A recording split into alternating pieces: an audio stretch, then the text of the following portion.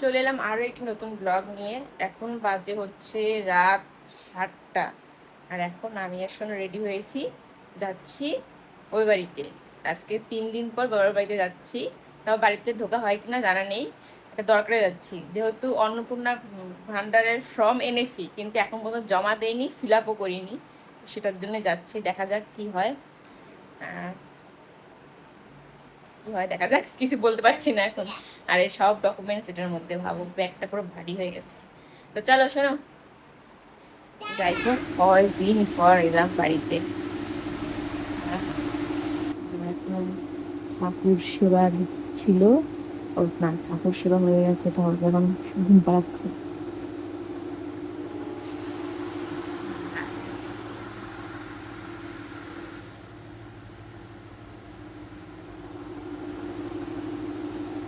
ছাদ ঢালাইয়ের পরে আর ছাদে ওঠাই হয়নি আমার।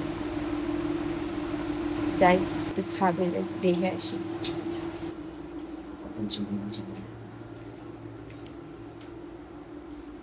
দিনের বেলা আসার টাইম থেকে রাত্রেবেলায় আসলাম।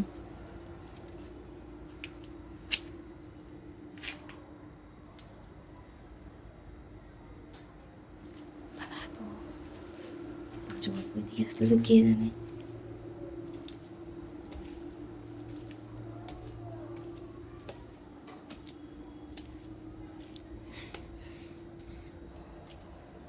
ওরে দেখো, রাত্রেবেলা আর কি বোঝা যাবে, কিছু বোঝা যাবে না। ও পিলারের কাজ হচ্ছে উপরে,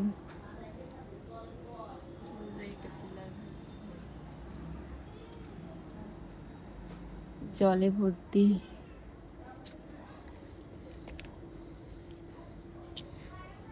জলে ভর্তি একদম।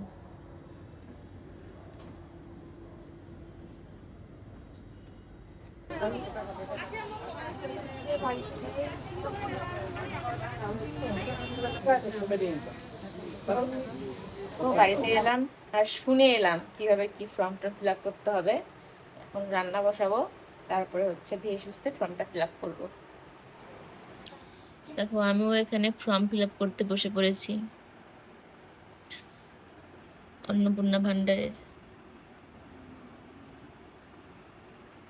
পাতার ফর্ম ফিল আপ করতে বসছি, ভাবা যায়। দেখা যাক কতক্ষণে হয়। আমারটা করবো, তারপরে মারটা। প্রথম পাতা কমপ্লিট হলো, আরো বাকি আছে 11 পাতা। তো দেখো ফর্মটা হচ্ছে 12 পাতার ঠিকই, কিন্তু সেখানে কিন্তু খুব একটা বেশি সবার ফিল আপ করতে হবে না। যাদের পরিবারের সদস্য বেশি তাদেরই বেশি ফিল আপ করতে হবে। আর আমরা মাত্র 3 জন, আমাকে সেরকম খুব একটা বেশি ফিল আপ করতে হয়নি, শুধু কয়েকটা আর কি ফর্ম ফিল আপ করতে হয়েছে। তো আমার কিন্তু ফিল আপ কমপ্লিট। এরপরে হচ্ছে মায়েরটাও ফিল আপ করবো। তো দেখা যাক টাকা পাই কি না পাই।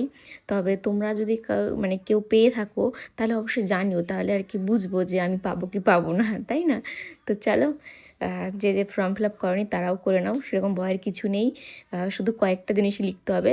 12টা বাজে আর এইমাত্র আমার ফর্মটা ফিল আপ করা হয়ে গেল। এখনও মার ফর্মটা ফিল আপ করা বাকি আছে, তো ওটা কালকে করবো। আর তো তোমরা কি ফর্ম ফিল আপ করলে কি টাকা পেলে সেটা কিন্তু অবশ্যই কমেন্টে জানাবে, তাহলে বুঝতে পারবো যে আমি টাকা পাবো। তো চলো আজকে ব্লগটা এই পর্যন্ত রাখছি। টাটা, গুড নাইট, সবাই ভালো থেকো, সুস্থ থেকো।